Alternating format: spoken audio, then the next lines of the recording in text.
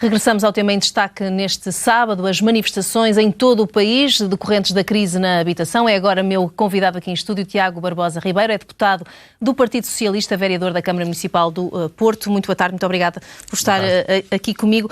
Claramente, fomos acompanhando ao longo dos últimos minutos as manifestações um pouco por todo o país. Claramente que estas pessoas não estão convencidas de que aquilo que está a ser feito seja suficiente para uma situação cujos relatos que fomos ouvindo é dramática. Certo. Antes de mais, boa tarde a todos. Muito obrigado pelo convite. Eu creio que todos temos que compreender, quando assistimos a estas manifestações e vemos este tipo de relatos de pessoas que estão em situações muito difíceis relacionadas com o seu direito à habitação, e devo mesmo dizer que esta mobilização, uns sítios mais, outros menos, não é isso que está em causa, até é um bom contributo para o período de discussão do próprio pacote Mais Habitação e demonstrar a própria pressão social que existe para mudanças que neste momento consideramos plasmadas neste pacote e noutras medidas que estamos a fazer. As pessoas é que não consideram que esteja... Algumas pessoas ainda não consideram, outras consideram que já fomos longe demais, portanto, a ver, isto depende de quem analisa as medidas em vigor, ou aqui ainda não estão em vigor, neste caso Mais Habitação, mas que temos vindo a propor, e eu creio que nós temos que perceber o seguinte: nós durante muitas décadas, enquanto país, enquanto comunidade, não olhamos para a habitação da forma que eventualmente deveríamos ter olhado como olham outros países europeus. Nós constituímos um Serviço Nacional de Saúde, nós constituímos um Serviço Nacional de Educação, não se chama assim, mas a escola pública, e não constituímos um Serviço Nacional de Habitação. Deixamos ao mercado ou apoio a famílias extraordinariamente vulneráveis, os apoios à habitação, o que levou a um parque público de habitacional exíguo e a dificuldades que hoje em dia vemos cruzando diferentes dimensões. Os problemas de inflação, os problemas do aumento da taxa de juros, a enorme procura que o nosso país também tem tido do ponto de vista turístico. O diagnóstico está feito. O diagnóstico está feito. A dificuldade é que, naturalmente, todos compreendemos que habitações e casas não existem nas prateleiras do supermercado. Mas existem muitas que estão desocupadas. Existem vagas. Algumas desocupadas e, neste momento, nós já temos resposta ao nível do Mais Habitação para as casas que estão consideradas devolutas, mas nós o que precisamos mesmo é de reforçar o parque público habitacional, precisamos de moderar o aumento de preços e temos feito, por exemplo, com a contenção do alojamento local, em especial no Porto e em Lisboa, mas não só. Temos vindo a dar apoios diretos às famílias. Neste momento, mais de 185 mil famílias já têm apoios ao arrendamento no âmbito de Mais Habitação. Temos vindo a acelerar muitíssimo a execução do PRR. Quase todos os dias eu vejo o lançamento de projetos na área da habitação em articulação com os municípios e, portanto, este é um trabalho que está a ser feito e há medidas de resposta.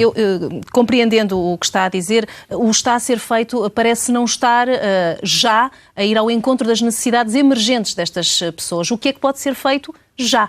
Bom, do ponto de vista, não pode ser feito já uma casa de segunda-feira para a semana seguinte e, portanto, o que nós estamos a fazer é envolver... Há outros apoios que neste momento estão em vigor e esse é um ponto. Neste momento temos o Porta 65, temos o Porta 65+, temos as medidas de apoio ao arrendamento, temos a não transição para o know-how dos contratos de famílias mais vulneráveis, os contratos mais antigos, com apoio aos senhorios.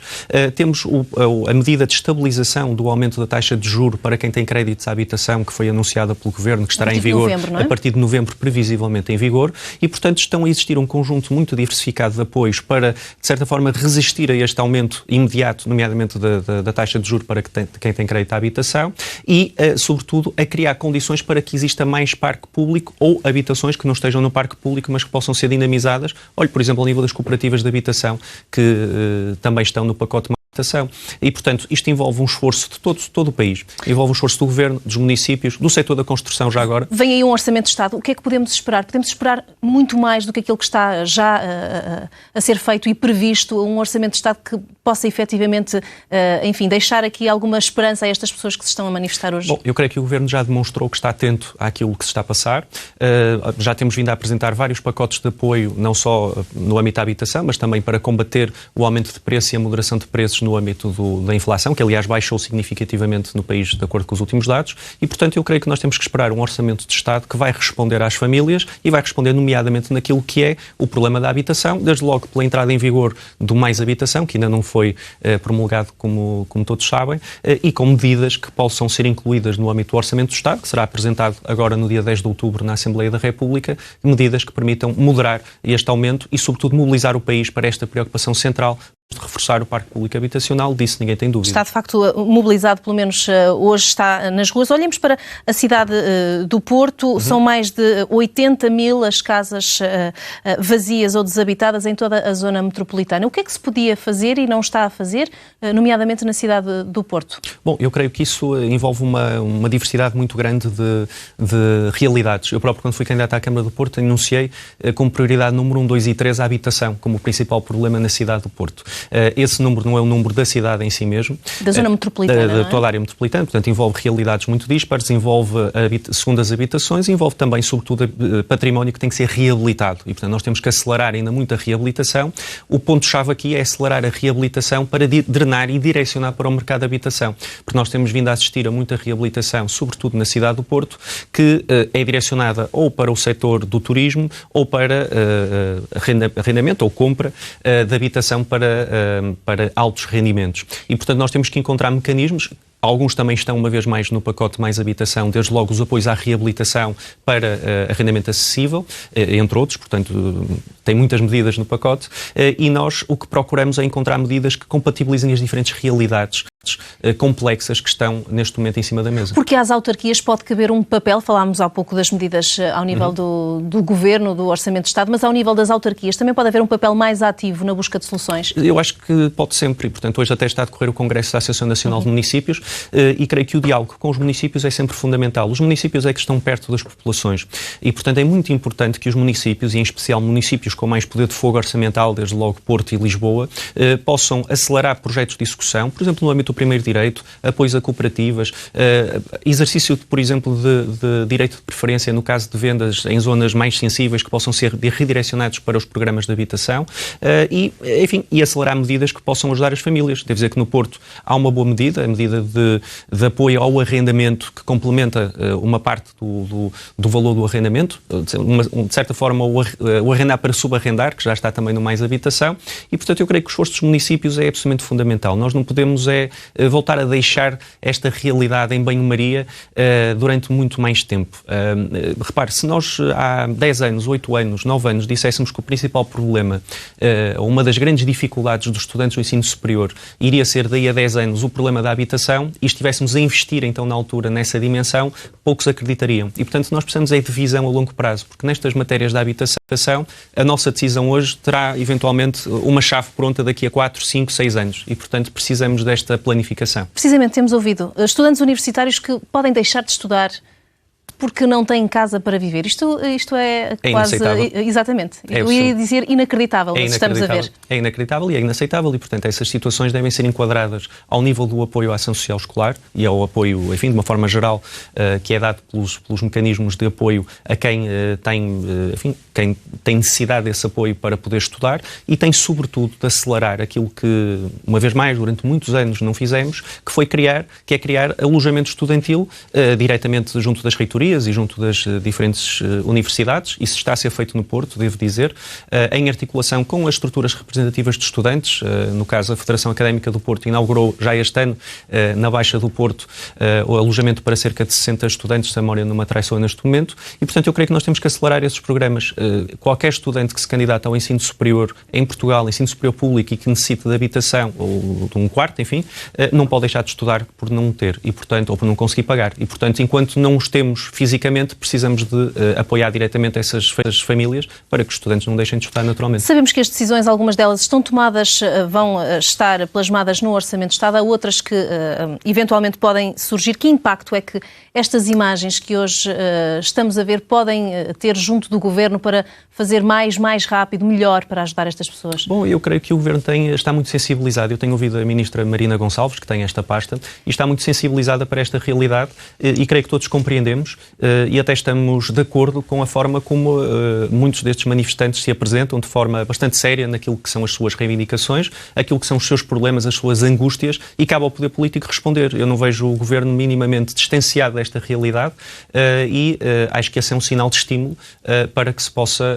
continuar a fazer aquilo que está a ser feito e creio que o Governo não está minimamente atrasado, não está a ignorar aquilo que acontece no terreno, está a acelerar muitos processos projetos. Ainda ontem, por exemplo, aqui falamos da área metropolitana do Porto, e na Ontem Maia, por exemplo, foi assinado mais um contrato para arrendamento acessível e creio que está a ser acelerado por todo o país.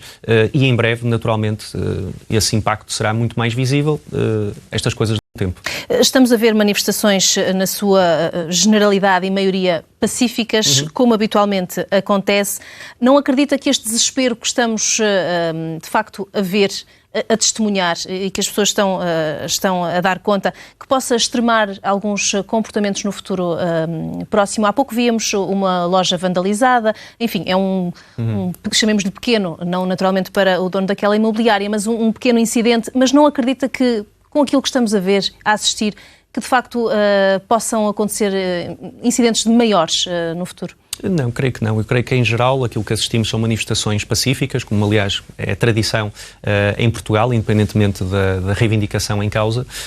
Cenários de violência são, enfim, lamentáveis e isolados e, portanto, o que nós vemos é, do lado, um governo que está a auscultar o terreno, que percebe aquilo que vem deste tipo também de manifestações, mas não só, daquilo que todo o setor da habitação, todo o setor que lida com esta matéria está em diálogo com o governo e, portanto, eu creio que essa é a principal garantia de que vamos continuar a ter respostas para o país e respostas a estas pessoas que muitas delas estão compreensivelmente angustiadas, as taxas de juros estão a aumentar, vamos ter uma medida para moderar esse aumento durante 2 anos. Têm dificuldades de arrendamento, para que as existem apoios ao arrendamento. Para por uma taxa fixa, para que isso seja de facto algo com que as pessoas estão mais sensibilizadas, que não estão nesta altura, continuam a ser de facto uma minoria. Sim, o nosso país tem uma enorme exposição, como sabe, à evolução da Euribor e das taxas de juros do BCE de uma forma geral, porque temos uma exposição enorme de contratos de habitação. Quem é a responsabilidade que isso aconteça? Bom, aí não há propriamente eventualmente um responsável.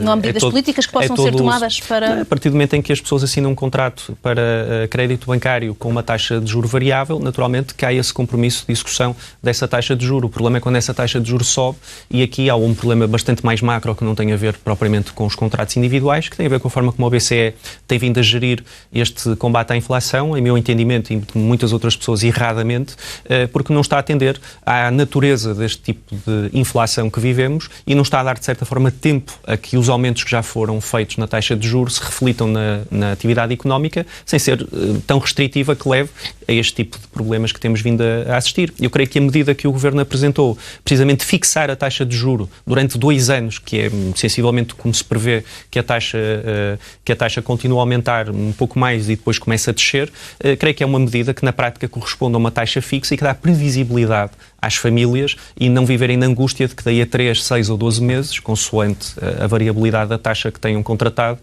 levam a um aumento da taxa e, naturalmente, a uma redução dos seus rendimentos. E, portanto, creio que é uma boa medida que será posta em marcha. Depois, daqui a 4 anos, Tiago Barbosa Ribeiro, muito obrigada pela sua presença aqui a dar-nos conta da posição também do Partido Socialista e a dizer-nos que o Governo compreende a dimensão destas manifestações e as reivindicações que estas pessoas, de facto, estão a colocar nas ruas. Nesta altura, a manifestação maior, naturalmente, na capital do país está no Martim Moniz. Vamos continuar a acompanhá-la já a seguir a um curtíssimo intervalo. Até já.